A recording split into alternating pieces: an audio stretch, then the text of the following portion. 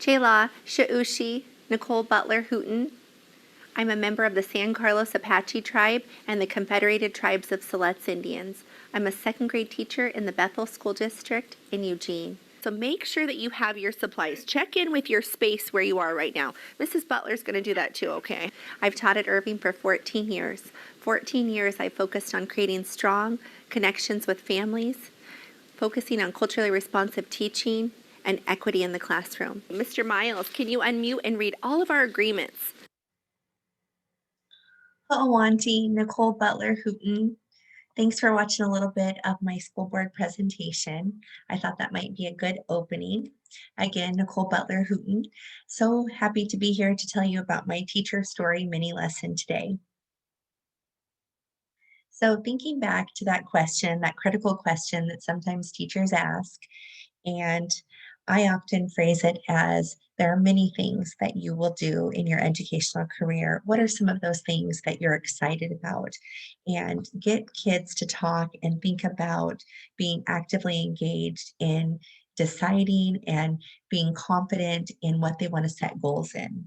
So when I was in kindergarten and first grade, I had teachers who often asked me that question. And so I was an early excited pre-service teacher in kindergarten and first grade. And my teacher, Mr. Hathorn, in first grade, asked me again what I wanted to be when I grew up. And I wrote this paper on the right that said, when I grow up, there are many things to be when you grow up. I want to be a school teacher because I like school very much. As mentioned previously, my family instilled in me the value of education and leadership, and so did my teachers. My teachers engaged me in the learning process. They encouraged me to try things that were difficult. I was a Title I reading student. I also went to speech, and I had to really try hard to be successful in school. And my teachers provided multiple means for me to do that and multiple ways for me to feel successful in the classroom. And that felt like school was a place that I belonged in. So, where it started, me as a 5-year-old beginning kindergarten to when I graduated Reedsport High School with a group of friends and family members that supported me, thinking about the journey that I had in the educational system helped me to better understand the diverse needs of students. I was that student that needed more, and thinking about how my teachers provided that and my friends and their families who believed in me and provided a safe space for me to be my true authentic self. As a young child, I did feel connected to school. I didn't always see myself in the curriculum, nor were accurately depicted lessons being taught. But as mentioned, I felt connected to my teachers. I felt connected to school. And these two people, Priscilla and Delmer Butler, my grandmother and grandfather, they instilled in me the value of education and leadership, along with my family members, my parents, my cousins, my aunties, my uncles, all of those people, along with my teachers, they supported me, they believed in me, and I really felt a partnership with school. I knew that education would provide me with a way to truly celebrate my culture, and here it has done that. And I strive to be that transformative educator that students remember, the one who listens, replies, and provides space for them to be their true selves, to get to know their families, to really think about and value their culture and what they bring to the classroom. I strive to create a classroom of joy and love, and I am committed to being the change our students need, decolonizing my classroom and disrupting racist curriculum. I love learning. I always have. I want my students to be engaged and ultimately show ways that their learning can be part of the bigger curriculum picture. I want my students to feel empowered and represented in our curriculum and further feel that they have access, opportunity, and accurate representation. I was able to examine my own identity and forced assimilation, and I had an imbalance between my family and my culture and what I saw at school. So we want more for our students today. They should not have to choose culture or education. We need to be adjusting and changing the curriculum to fit the needs of our students.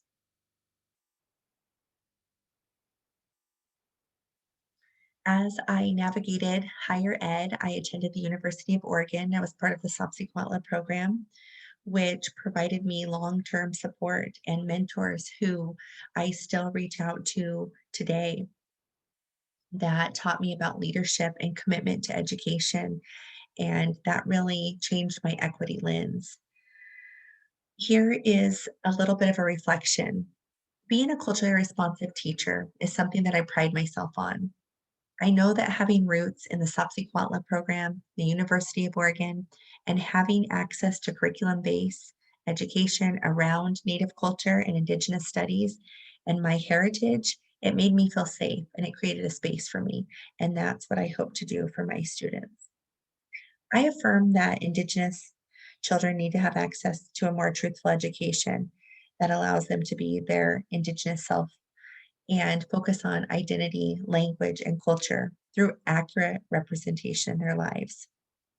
I love bringing in those authentic opportunities that I'll talk about in a few minutes for our students to continue to see the resilience and beauty of our culture. It is really important for me as a teacher that we amplify the voice of Indigenous education and anti-oppressive pedagogies. I am now in my 15th year as a second grade teacher at Irving Elementary in the Bethel School District. I absolutely love being an Irving Tiger, and I'm committed to supporting students, staff, and families. I try to be creative and innovative, organized, and always utilize best practices that meet the needs of all students. I want to continue to provide ideas for support and continue to always understand and grow so that I can think about the diverse needs of our students and families and collaborate with my colleagues and ultimately be a leader in my school and district. On the right, I put a picture. This is from my second year of teaching, and this is a family who I admire and have utmost respect for. And Grandpa Frank, up until 2 years ago, was still coming into my classroom each and every year to talk about Native culture and his tribe. And we would have powwows and drumming and dancing and really uplift our Indigenous perspective and presence. And I just am so grateful for my colleagues at Irving who have embraced and supported Native students and families, and all students and families for that matter. So, as an educator, part of my charge is to think about presence and advocacy and thinking about what that looks like in our systems and our public education systems. So on the left, I'm really proud of an article, sorry, that is part of from the Ethos magazine from the University of Oregon, and it's called Writing the Curriculum. And it talks about ways that I've grown as an educator, ways that I support my students in understanding more about Indigenous education, and another way that I can be an activist in my community. And then thinking about further advocacy involves supporting Oregon teachers as a whole and working closely with the Oregon Department of Education. Um, I've been asked by the governor and ODE many times to speak on Senate Bill 13, Tribal Shared History, to think about the platform of teachers, social, emotional, and academic growth, thinking about support and guidance that teachers continue to need, and using podcasts as a way to elevate and amplify teachers. I just really think that once we can look at our educational practice and we can continue looking for opportunities to elevate our teachers, recognizing acceptance, and discussing the importance of social, cultural, and spiritual norms and practices, all of these ways have allowed me to do that.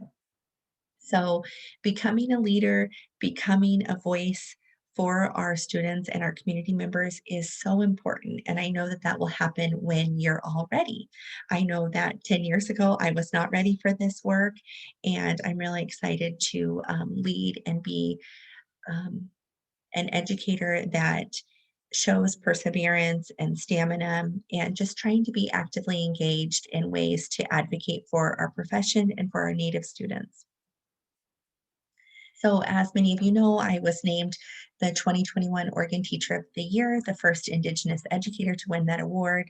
So amazing and so grateful for this platform that has allowed so much professional development for me and allowed me to reflect on being a teacher of color. And all of you make everything so much brighter.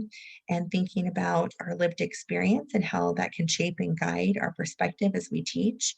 It can help us to provide more equal opportunities for our students, regardless of their identity. And thinking about the intersectionality of all of the parts of education and all of the parts of our lived experience has really helped me grow as an educator.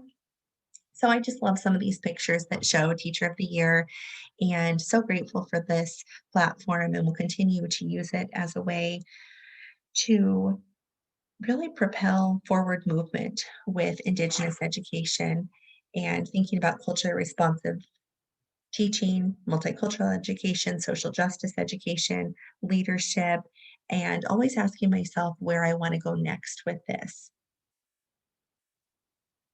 So, of course, part of my teacher mini lesson has to include my people, my husband, Matt, my son, Beckett, who's 5, just turned 6, and he's a kindergartner, and my daughter, Avery, who's almost 10 and a fourth grader. And we always love to make silly faces. These core group of 4 of us, there's 3 of them and 1 of me, they really keep me grounded. They provide a sense of support and love and laughter, and they always bring me back to reality. So I'm so appreciative of their love and continued support. I put this picture of Matt and I on our wedding day on 7/7/7 because my commitment to him is to always try to be as happy as we were on our wedding day. And I just love looking back at these youthful kids and wanting to continue to be an example of what it looks like to be committed to a partner. My friends since kindergarten, love them. They support me, and they're always there to laugh and cry and be a sounding board. And they always bring me back to reality as well. You know, those lifelong friends. This is some of my teaching staff at Irving Elementary. We are all dressed in black because it was one of my colleagues' 50th birthdays. And so we were celebrating. The staff at Irving has really continued their professional development journey to focus on equity and their commitment to being more culturally responsive and looking at our diverse needs of our families. And I just value them so much. The dynamic of this staff is incredible, and they will support me at any time with anything I need. And they're just a great family. And then this is really hard to see, but this is all of my extended close family that come together to celebrate my Teacher of the Year. And that was the first time we had been together since, maybe my grandparents had passed, like, 4 years ago, so I'm really grateful for this picture here. And just thinking about those people who love and support you, always include them on your celebrations, your successes, and your failures because they'll be there to pick you up. So I wanted to include a slide about showing up and utilizing best practices and thinking about how to be engaged and how to continue to grow as an educator. So my primary professional goal in education is to build rapport and make a positive difference. I'm involved in the Oregon Indian Education Association, OIEA. I hope all of you will consider joining at some point.